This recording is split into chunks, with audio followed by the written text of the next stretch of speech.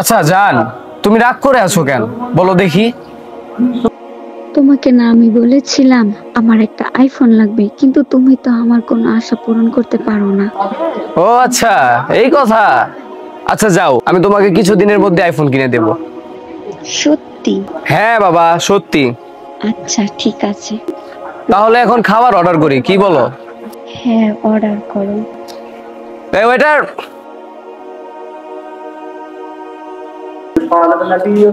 জি sir, কি খাবেন বলেন।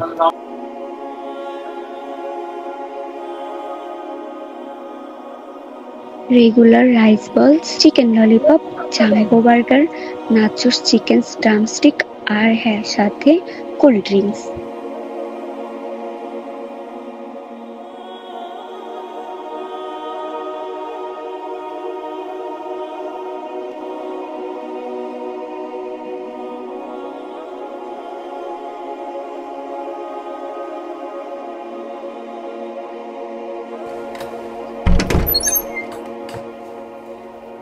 বাবা, আমার 1.5 লাখ টাকা লাগবে।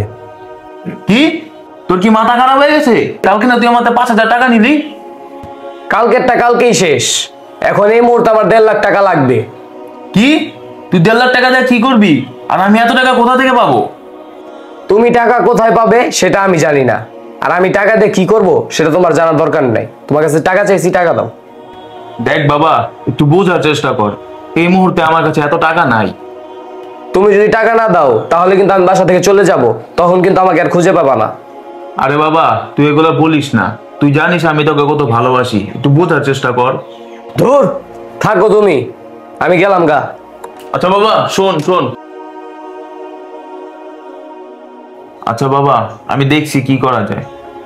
হ্যাঁ, যা করার তাড়াতাড়ি করো। আচ্ছা বাবা, তুই বস, আমি দেখতেছি টাকা ম্যানেজ করতে পারি নাকি। হ্যাঁ, তাড়াতাড়ি দেখো।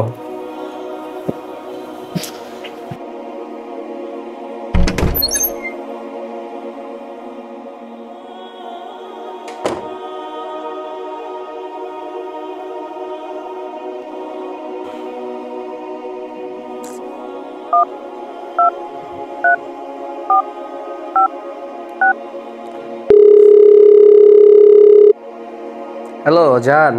হ্যাঁ, কি করো? এই তো জান, টিভি দেখছি। নাস্তা করছো? হ্যাঁ করেছি, তুমি করেছো? হ্যাঁ, আমিও নাস্তা করছি। আচ্ছা শোনো, তোমার জন্য একটা সারপ্রাইজ আছে। সত্যি? কি সারপ্রাইজ? সেটা তো বলা যাবে না, সারপ্রাইজের কথা কি বলে?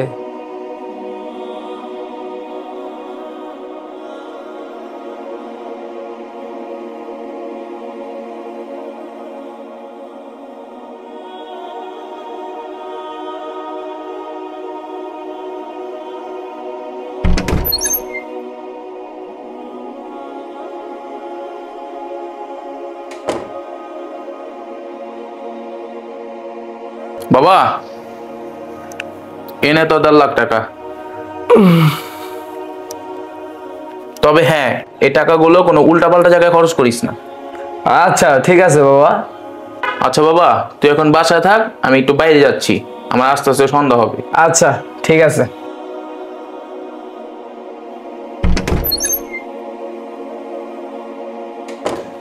যাক, যাই তাইলে, যাই উপরের জন্য আইফোনটা কিনে আনি।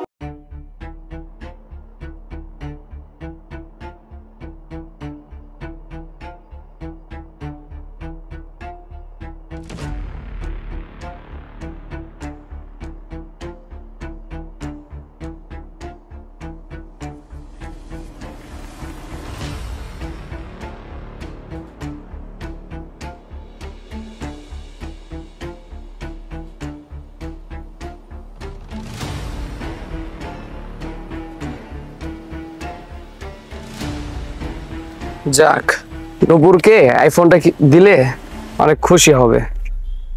যাই, বাসায় যাই।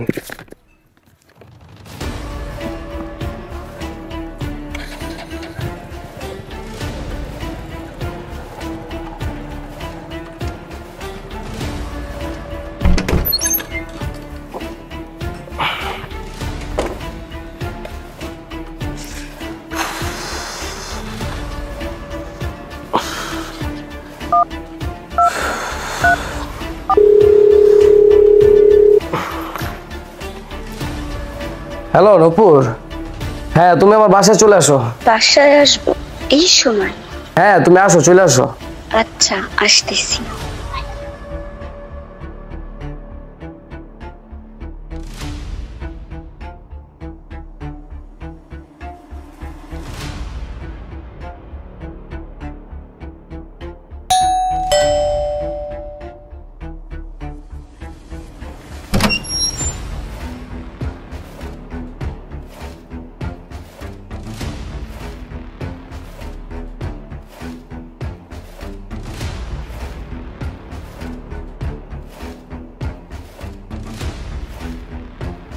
তোমাকে না বলছিলাম তোমার জন্য একটা সারপ্রাইজ আছে? হ্যাঁ, বলেছিলি তো। এই নাও তোমার gift, iPhone 15 pro max. Wow, তুমি আমার জন্য আইফোন 15 প্রো ম্যাক্স নিয়ে এসেছো। তুমি কত ভালো। তোমার পছন্দ হয়েছে? হ্যাঁ, আমার অনেক পছন্দ হয়েছে। Thank you.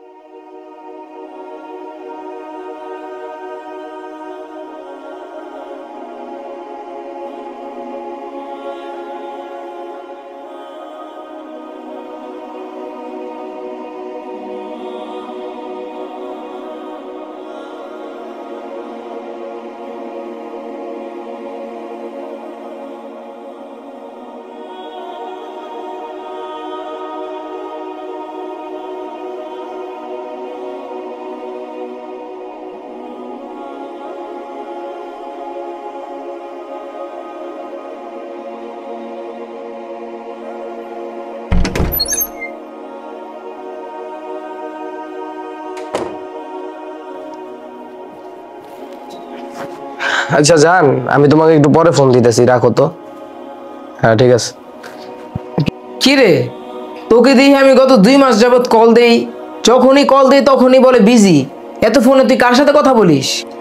আরে দোস্ত, তোমারে তো বলা হয়নি, আমি গত 2 মাস যাবত একটি মেয়ের সাথে প্রেম করতেছি। মেয়েটি আমাকে খুব ভালোবাসে, আমিও তাকে অনেক ভালোবাসি। নাউজুবিল্লাহ, তুই হারাম সম্পর্কে জড়িয়েছিস? তুই কি জানিস না প্রেম করা তো হারাম? এত তোদের জিনা গুনাহ হচ্ছে। আরে কি বলতেছিস, আমরা তো দুইজন দুইজনকে ভালোবাসি, আর তাছাড়া আমরা তো বিয়ে করব। ছি, জেনাকে তুই ভালোবাসা বলছিস? প্রেম ভালোবাসা মানে জেনা, আর জেনা করলে শয়তান বান্দাকে আল্লাহর পথ থেকে অনেক দূরে নিয়ে চলে যায়। আর আগে তো তোকে এক ওয়াক্ত হলেও মসজিদে দেখতাম, এখন তো তুই নামাজই ছেড়ে দিয়েছিস।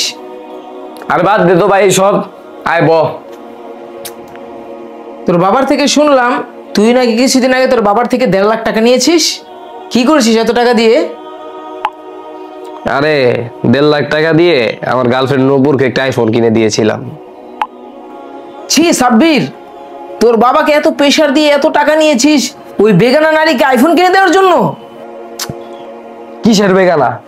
ওই আমারে ভালোবাসে, আমি ওকে ভালোবাসি, তো বেগানা কই থেকে আসলো? না, তুই তো পুরো প্রেমে হাবুডুবু খাচ্ছিস। আচ্ছা চল, আজান হয়ে গেছে, নামাজটা পড়ে আসি। না রে দোস্ত, একটা কাজ আছে, তুই যা, আমি আসতেছি।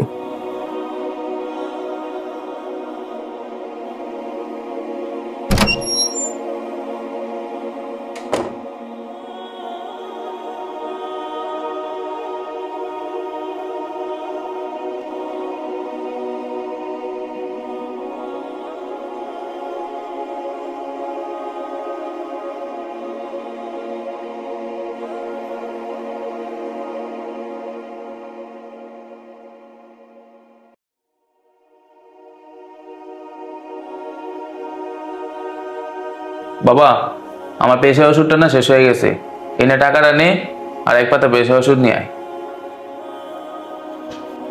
এখনই যেতে হবে? হ্যাঁ, এখনই ওষুধটা খেতে হবে আমার। ঠিক আছে, আমি যাচ্ছি।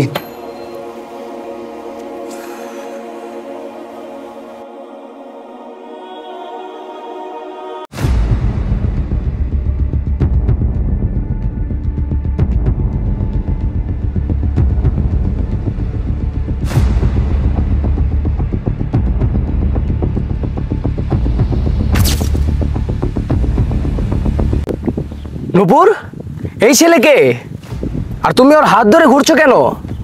দেখে যেহেতু ফেলেছো তাহলে আর লুকিয়ে লাভ নেই, এটা হচ্ছে আমার বয়ফ্রেন্ড। কি? এগুলো কি বলছো তুমি নূপুর? হ্যাঁ, সত্যি বলছি।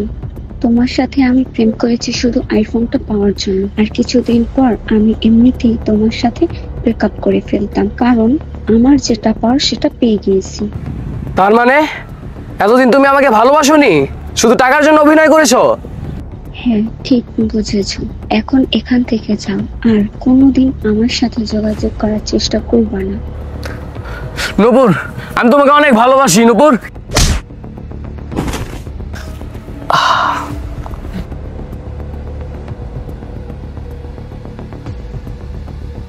তোর কত বড় সাহস, তুই আমার নুপুরের গায়ে টাচ করিস? এই নুপুর, চলো ওর সাথে কি কথা বলো। হ্যাঁ, চলো।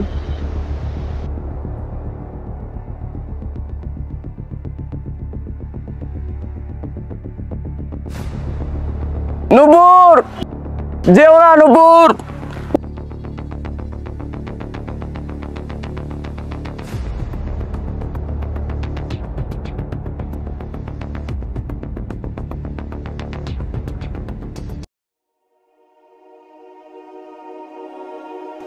আসসালামু আলাইকুম আঙ্কেল, কেমন আছেন?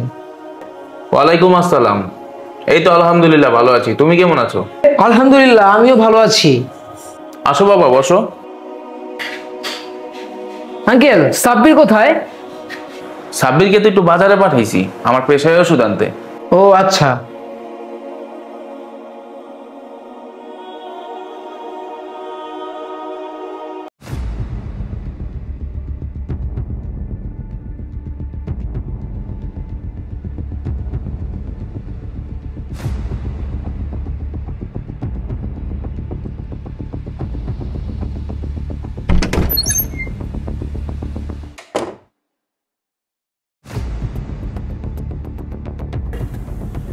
আঙ্কেল, ওর কি হলো? কি জানি, চলো দেখি। নূপুর এই কাজটা কিভাবে করলো আমার সাথে? আমি আর বাঁচতে চাই না, মরে যাব।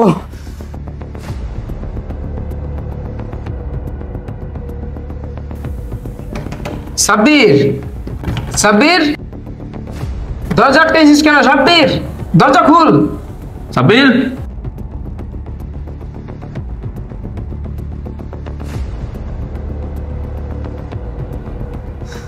সাব্বির, সাব্বির। এই জীবন আমি রাখবো না। নুপুর আমাকে ধোকা দিয়েছে, আমি মরে যাবো আজকে। আর এই জীবন আমি আর রাখবো না। সাব্বির, দরজা খুল। সাব্বির, সাব্বির বাবা দরজা খোল। আঙ্কেল, আপনি চাপেন, আমি দেখি দরজাটা খোলা খুলতে পারি নাকি।